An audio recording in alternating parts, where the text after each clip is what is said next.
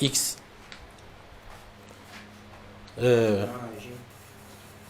X appartenant à G, Y appartenant à F.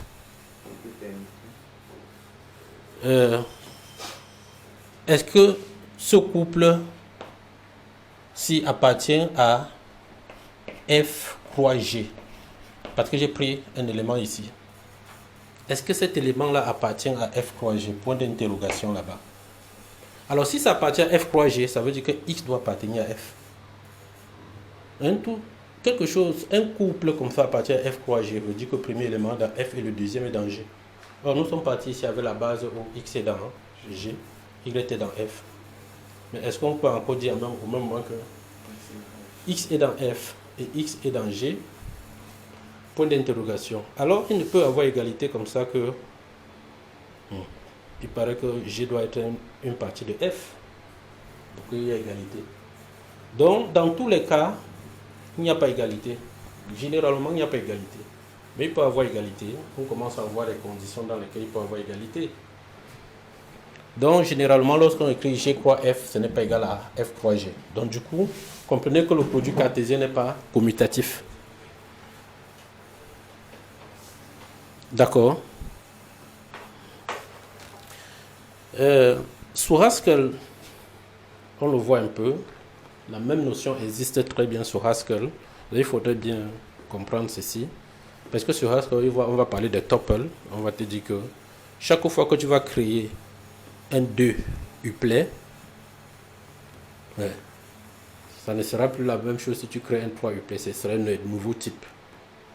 De nouveaux ensembles que tu crées. Quand tu changes les types de l'élément, du premier élément et du deuxième élément, du coup, tu crées un nouveau type. Parce qu'en réalité, sur Haskell, cette notion d'ensemble, comment ça se traduit sur Haskell? C'est ce qu'il faut pour finir cette partie. Nous avons vu les ensembles. Comment ça se traduit sur Haskell? Sur Haskell, vous allez voir la notion de type. Je sais que chacun d'entre vous a un peu fait la programmation. On connaît déjà votre background. Vous avez fait un peu le C, vous avez fait un peu du Java et un peu, je ne sais pas, l'autre a fait le Python. Donc, lorsque on va parler de type, si je parle de type maintenant, chacun va quand même se reconnaître. Donc, lorsqu'on parle du type, par exemple, int,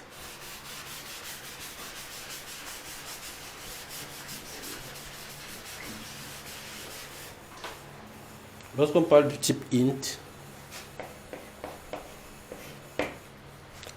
ici, c'est un type qui existe sous Haskell. Ce type va être représenté par un ensemble. Donc nous ne faisions pas cette théorie d'ensemble pour rien. Ce type sous Haskell représente un ensemble. C'est l'ensemble des entiers naturels, compris entre 2 puissance, c'est 63. C'est quoi? C'est 2 puissance, moins 2 puissance 63.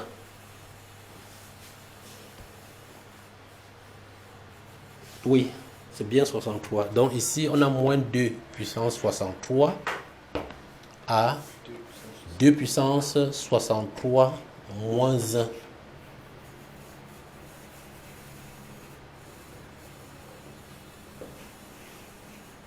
Voilà, c'est cet intervalle-là. Donc le in là correspond à l'ensemble de x appartenant à z. Z, l'ensemble des nombres entiers relatifs. Tel que x est encadré entre 2 puissance moins 2 puissance 63 et 2 puissance 63 moins 1, comme ça.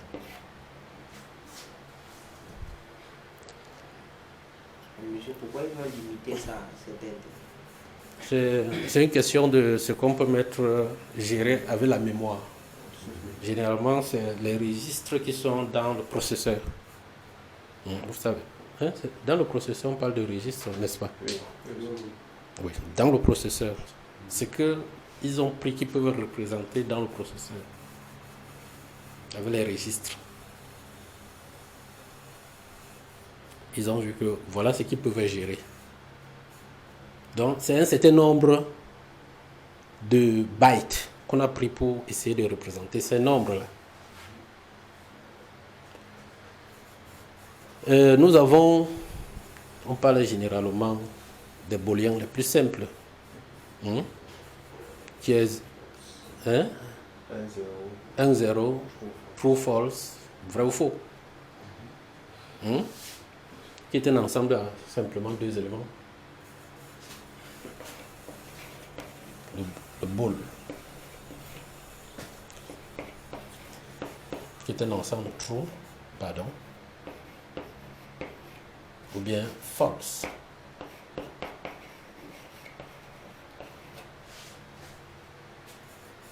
Donc, nous avons l'ensemble, le type integer.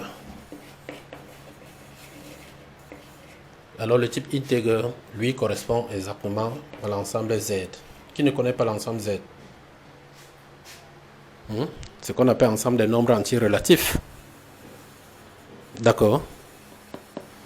Nous avons le float. Vous connaissez bien le float.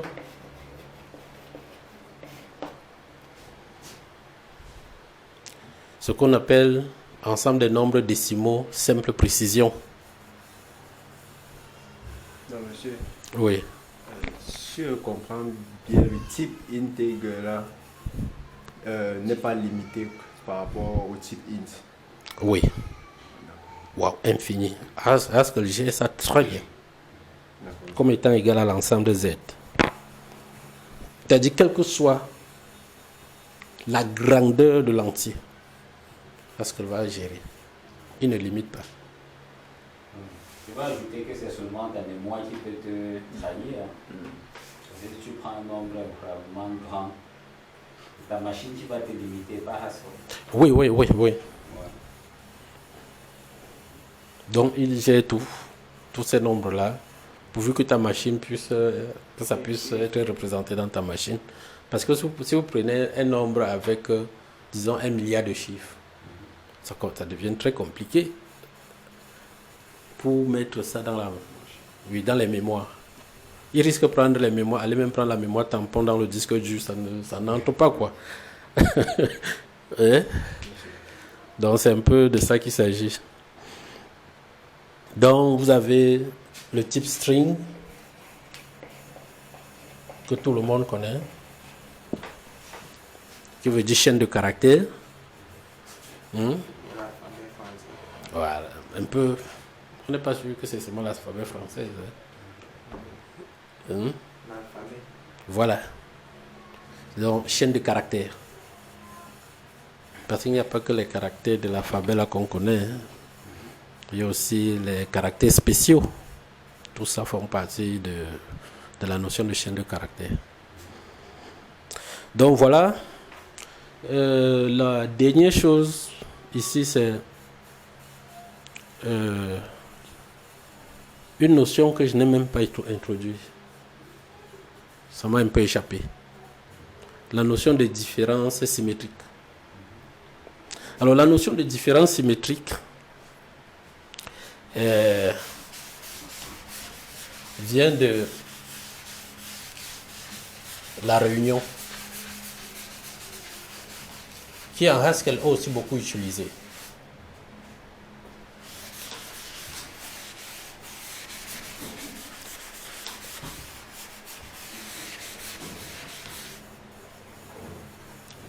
Alors la notion de différence symétrique, c'est quoi?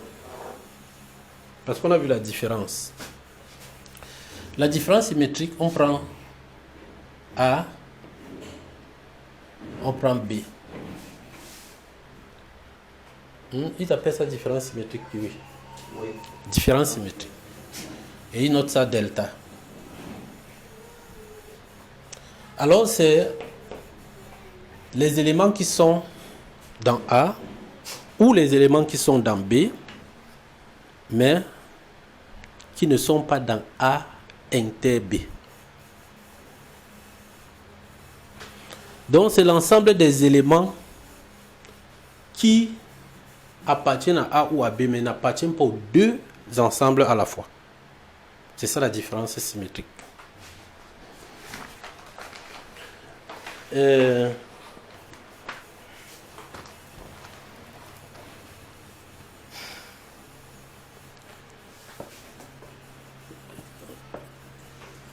Est-ce que je peux représenter ça? Donc, je peux dire c'est l'ensemble des X tel que X appartient à A union B et X n'appartient pas à A inter B. Elle n'appartient pas. Pardon, n'appartient pas.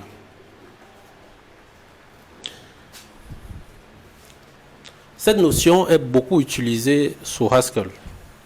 Lorsqu'on va aller définir ce qu'on appelle les types algébriques, algebraic data type. Oui, donc lorsqu'on va définir les types algébriques, cette notion sera beaucoup utilisée. Parce que généralement, je vais prendre un exemple simple sur Haskell. Il y a un type qu'on appelle le type maybe.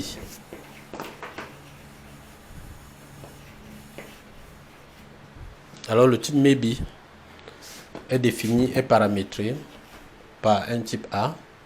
Et on dit que c'est égal à nothing. Et on met un pipe comme ceci. Le OR. La barre verticale là. On dit que ça peut être just. A. Voilà comment c'est défini. Et généralement, les types algébriques sur Haskell sont définis avec l'opérateur pipe là, qui veut dire que c'est soit ça ou l'autre, mais pas les deux à la fois. Et ça correspond exactement à la définition de A delta B, ce qu'on appelle la différence symétrique.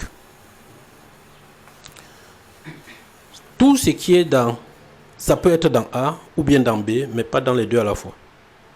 Donc celui-ci veut dire que soit tu es nothing, tu peux être en même temps être nothing et être just quelque chose. Donc soit tu es nothing, soit tu es just quelque chose. Donc le pipe là correspond vraiment à notre delta. On fait le lien là-bas. Donc sur Haskell, cette notion sera beaucoup utilisée. Et ce sont des notions de théorie d'ensemble comme ça qui sont très utilisées. Donc voilà un peu la notion de théorie d'ensemble est un peu balayée en gros. Il n'est pas question de faire cela de façon exhaustive, mais c'est vous donner des éléments qui vous permettent vous-même de vous lancer plus en profondeur et de chercher. Donc après la notion d'éléments de théorie d'ensemble, nous allons passer à la deuxième partie. Donc on prend une courte pause.